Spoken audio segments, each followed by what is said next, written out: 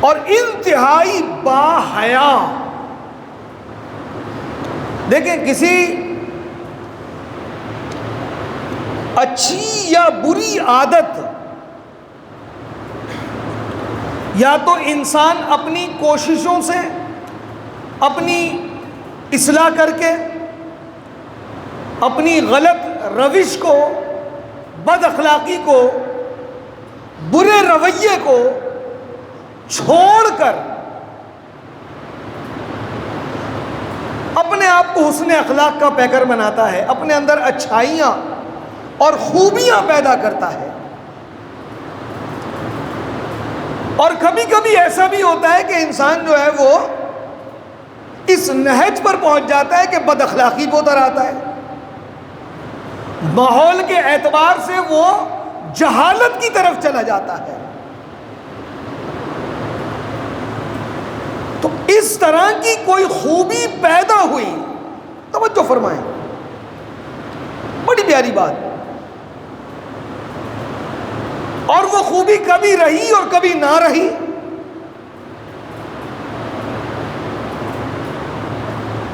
لیکن حضرت سیدنا عثمان غنی رضی اللہ تعالیٰ عنہ کی جو یہ صفت ہے حیا، یہ ان کی ایسی صفت ہے کہ یہ ان کی عادت و اطوار کے اندر شامل تھی.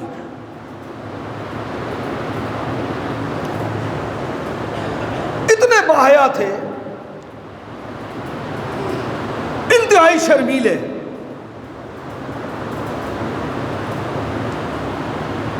کہتے ہیں کہ جب سے میں نے رسول اللہ صلی اللہ علیہ وسلم سے بیعت کی ہے، جب سے حضور کے ہاتھ میں ہاتھ دیا ہے، میں نے اس ہاتھ کو اپنی شرمگاہ پر کبھی نہیں لگایا. غور کریں کیسی صفت ہے، طبیعت میں جاری ہے. ایک مرتبہ سید عالم علیہ الصلوۃ والسلام عثمان غنی کے گھر تشریف لے گئے. بڑی خوبصورت بات. جب گھر گئے تو کیا دیکھا کہ عثمان غنی لیٹے ہوئے، نیچے ایک تشت رکھا ہوا ہے اور حضرت سیدہ رقیہ رضی اللہ تعالی عنہا حضور علیہ الصلوۃ والسلام کی شہزادی، وہ اپنے شوہر عثمان غنی کے سر کو دھلا رہی ہیں. جب سید عالم علیہ الصلوۃ والسلام میرے آقا تشریف لائے تو ایک دم عثمان غنی اٹھنے لگے تو میرے آقا نے لیٹو لیٹو، اٹھنا نہیں.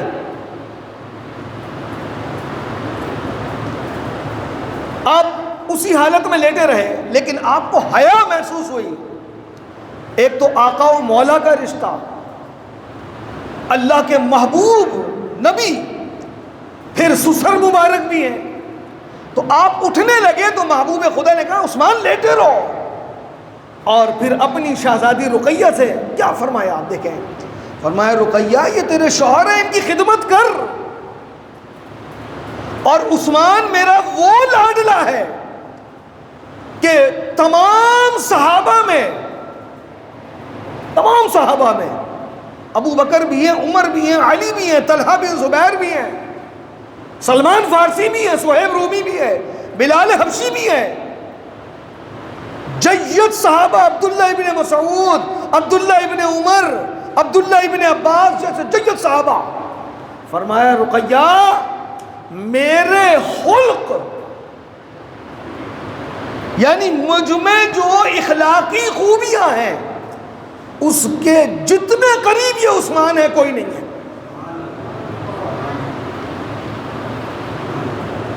خلق بتاؤں کیا ہے یہ؟ ہم صرف اخلاق کو سمجھتے ہیں. یہ وہ خوبی ہے جو ذاتی ہوتی ہے. مثال کے طور پہ اب میں آپ کے سامنے بیٹھا ہوں نا تو کپڑوں کو بھی درست کروں گا اور پاؤں پہ پاؤں بھی رکھ کے نہیں بیٹھوں گا، لیکن جس انداز و بے تکلفی میں آپ اپنے گھر میں ہوتے ہیں وہ خلق ہے. اس کی تعریف یہ سمجھ لیں آپ، جیسا آپ چاہتے ہیں جیسی آپ کی عادت ہے اس انداز میں جو آپ رہتے بستے بیٹھتے ہیں وہ خلق ہے.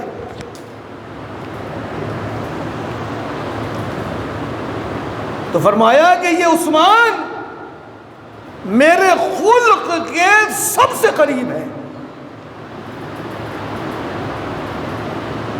اور میرے آقا علیہ الصلوۃ والسلام نے بارہا عثمان غنی رضی اللہ تعالیٰ عنہ کو دعاؤں سے نوازا. یہ ایک الگ عنوان ہے.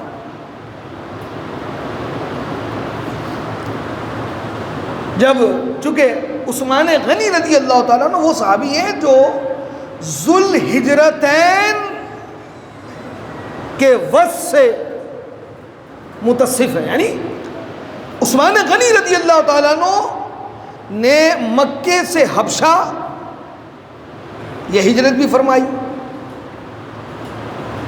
اور پھر حبشہ سے مدینہ ہجرت فرمائی. اکثر صحابہ ایسے ہیں جنہوں نے مکہ چھوڑ کر مدینہ چلے گئے، لیکن یہ وہ لوگ ہیں. اچھا، جب سیدنا عثمان غنی نے ہجرت کی نا تو اس وقت سیدہ رقیہ حضور کی شہزادی یہ بھی ان کے ساتھ ہجرت کر کے گئی.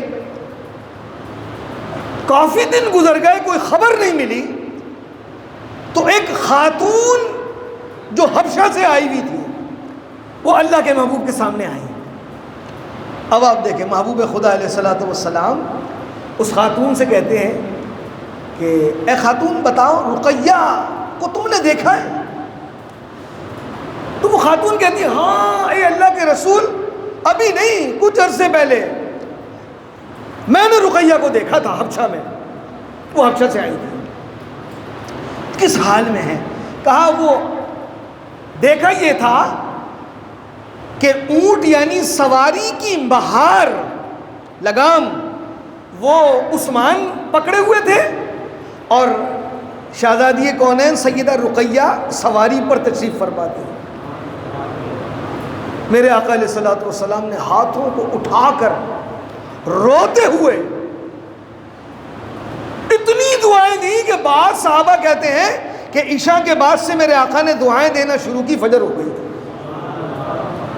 اتنی دعائیں دی. ایک مرتبہ اور موقع ملتا ہے کہ میرے آقا علیہ الصلوۃ والسلام نے دیکھے ہم حضور کا واسطہ دے کر دعائیں کریں تو اللہ ہم پر لطف و کرم فرماتا ہے.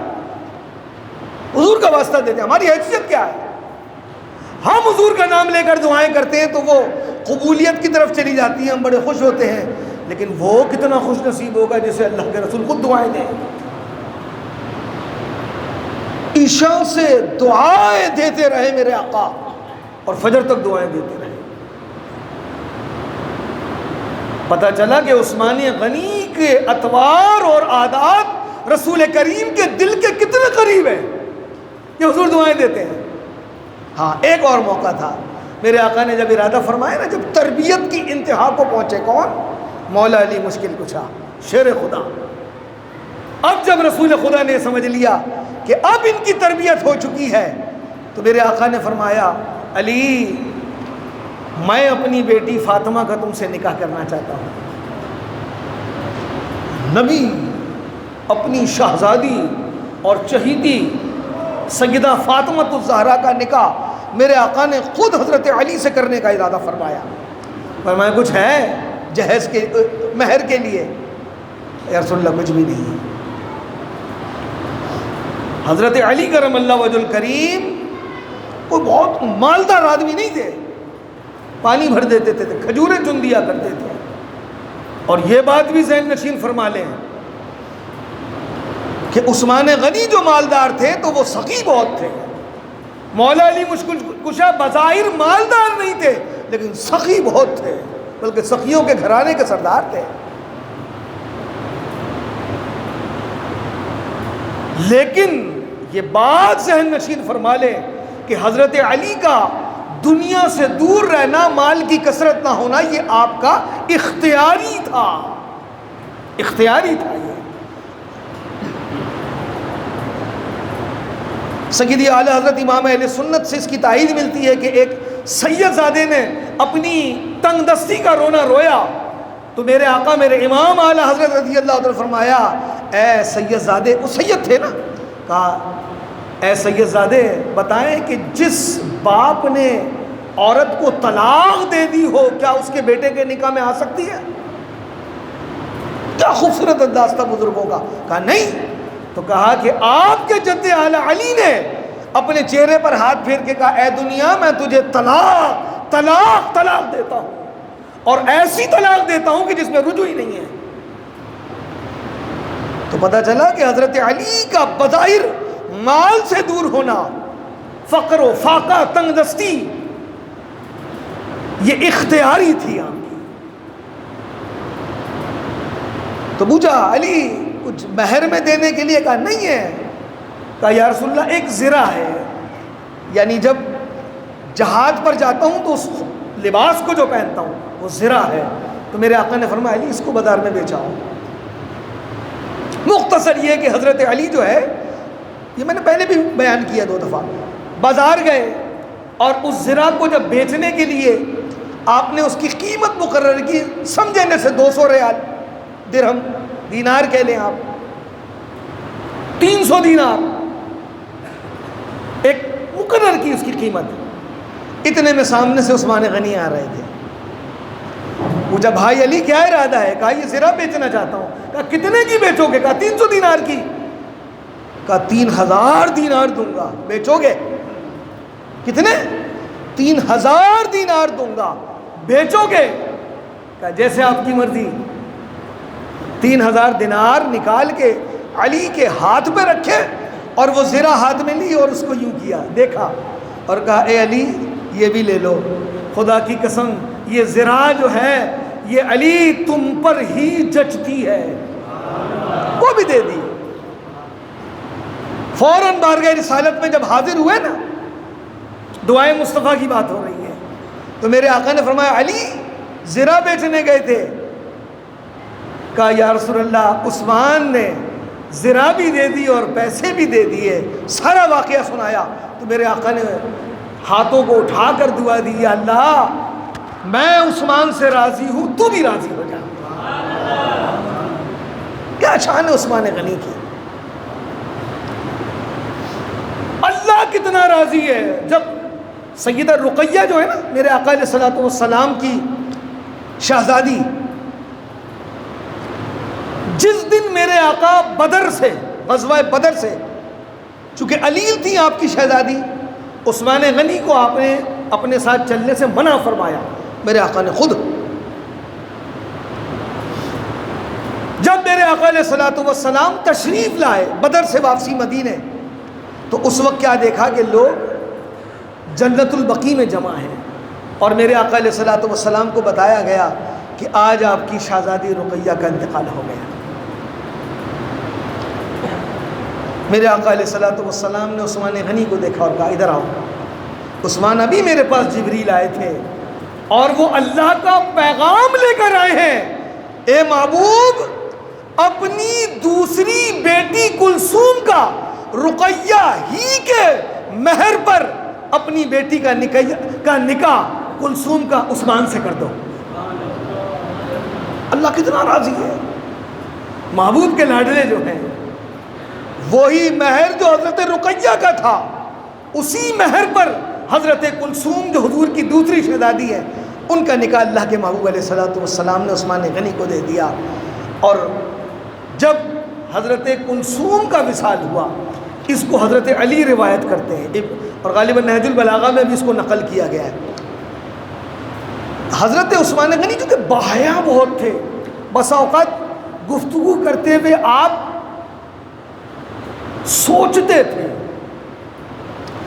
حیا سے مراد یہ نہیں ہے کہ تن ڈھک لیا، حیا سے مراد ایک یہ بات بھی ہے کہ غلطیوں سے بچنا، کوتاہیوں سے بچنا، اللہ سے ڈرنا بھی حیا ہے. محبوب علیہ الصلوۃ والسلام ناراض نہ ہو جائیں یہ سوچنا بھی حیا ہے، یہ بھی حیا ہے. تو حضرت علی کہتے ہیں عثمان تم بات کرتے ہوئے بسا اوقات کتراتے ہو، گھبراتے ہو، ایسا لگتا ہے کہ تم خوف زدہ رہتے ہو. کون کہہ رہے ہیں؟ علی کہتے ہیں عثمان، میرے بھائی عثمان، بے خوف رہا کرو، گھبرایا مت کرو۔ میں نے خود رسول اللہ سے سنا ہے کہ تم پر جو اللہ کے رسول کے حقوق ہیں اور تمہارے جو اس گھرانے پر حقوق ہیں، محبوب خدا نے فرمایا کہ یہ ابو بکر و عمر کو بھی نصیب نہیں ہوئے۔ یعنی گھرانہ رسول سے جو تعلق اور گھرانہ رسول پر جو تمہارا حق ہے اور رسول اللہ کی ذات پر جو تمہارا پیار اور حق ہے، وہ ابو بکر عمر کو بھی نصیب نہیں ہے۔ اور یہ بتانے کا مقصد یہ تھا کہ اے عثمان، تم محبوب خدا کے اتنے لاڈلے ہو، ابو بکر عمر بھی اس تک نہیں پہنچ سکتے، اور میں علی بھی اس مقام پر نہیں ہوں جو مقام تمہیں حاصل ہے۔ یہ عثمان غنی رضی اللہ تعالیٰ عنہ کا بلند باغ مقام۔ میرے آقا علیہ الصلوۃ والسلام، یہ امام سیوطی کی خصائص الکبریٰ جو محبوب خدا کے خصائص پر ہے، میرے آقا علیہ الصلوۃ والسلام نے خود عثمان غنی رضی اللہ تعالیٰ عنہ سے فرمایا اور اپنے پاس بلایا اور ارشاد فرمایا، اے عثمان، تمہیں قتل کیا جائے گا۔ مجھے بتائیں، اگر کسی شخص کو کوئی یہ بول دے کہ یار تم گولی سے مارے جاؤ گے، میں کہتا ہوں وہ بقیہ زندگی کتنی مشکلوں کے گزارے ہو، لیکن میرے آقا علیہ الصلوۃ والسلام عثمان غنی سے کہتے ہیں تمہیں قتل کیا جائے گا، یعنی تم شہید ہوگے، شہادت کا مرتبہ پاؤ گے۔ صبر سے کام لینا، اللہ تعالیٰ تمہیں صبر و استقامت سے نوازے، اور اللہ کی پہنائی ہوئی قمیص کو ہرگز نہ اتارنا۔ اس سے مراد خلافت ہے، چھوڑنا نہیں۔ اور یہ قمیص اللہ تعالیٰ تمہیں 12 سال 6 ماہ تک پہنائے گا۔ یہ عثمان غنی کی خلافت کا ثبوت ہے، 12.5 سال جو آپ کی خلافت ہے، آپ کو محصور کیا گیا۔ کربلا والوں پر تو 3 دن، عثمان غنی پر 1 ماہ پانی بند کیا گیا، اور جو پانی لاتا اس سے پانی چھین لیا جاتا یا ضائع کر دیا جاتا۔ ایک مرتبہ حضرت علی پانی لے کر آئے، آپ کے مشکیزے کو چھین لیا گیا، آپ نے اپنا امامہ اچھال دیا۔ لوگوں نے پوچھا علی یہ کیوں کیا؟ فرمایا اس لیے کیا کہ میرے امامے کو عثمان دیکھ لے اور وہ یہ سمجھ جائے کہ میں ان بلوائیوں میں شامل نہیں ہوں، میں حاضر ہوا تھا۔ عثمان غنی رضی اللہ، کیا ٹائم ہوا صاحب؟ 26۔ مختصر یہ 1 ماہ پانی بن رہا ہے، اور فَسَيَكْفِيكَهُمُ اللَّهُ، ایسی ہے نا، سورہ بقرہ کی یہ آیت کا حصہ ہے۔ میرے آقا نے یہاں تک فرمایا کہ تم سورہ بقرہ کی آیت کی تلاوت کر رہے ہوگے اور تمہیں شہید کر دیا جائے گا۔ سب اس آیت میں پہنچے، آپ پر بلوائی گھر میں اتر آئے اور آپ کو شہید کیا، آپ کو زدکوب کیا، اور آپ کے جسم سے خون قرآن مجید کی سورہ بقرہ کی ان آیتوں پر آ گیا۔ آج بھی وہ ترکی کا جو توپ خانہ میوزیم میں، اس میں وہ قرآن موجود ہے، آپ کو شہید کیا گیا۔ اور سیدنا عثمان غنی رضی اللہ تعالیٰ عنہ آج بھی جنت البقیع میں آرام فرما رہے ہیں، الحمدللہ۔ سید الشہداء ہیں یہ بھی، عثمان غنی ذو النورین، اور ذو النورین کہتے ہی 2 نور والے کو ہیں۔ سیدہ رقیہ کا وصال ہوا، میرے آقا علیہ الصلوۃ والسلام نے ام کلثوم سے نکاح کیا، اور میرے آقا نے فرمایا کہ اے عثمان، اگر میرے نکاح میں میرے پاس 40 بیٹیاں بھی ہوتی، توجہ فرمائیں، یہ تو 2 بیٹیاں تیرے نکاح میں دی ہیں، اگر 40 بھی ہوتی تو یکے بعد دیکھنے میں تیرے نکاح میں دے دیتا۔ تو 2 نور والا، میرے امام اعلی حضرت فرماتے ہیں، نور کی سرکار سے، حضور کے دربار سے، نور کی سرکار سے پایا دوشالہ نور کا، ہو مبارک تم کو ذو النورین، جوڑا نور کا۔ پھر فرماتے ہیں تیری نسل پاک میں ہے بچہ بچہ نور کا، تو ہے عین نور تیرا سب گھرانہ نور کا۔ آمین بجاہ سید المرسلین وما علیہ الا البلاغ۔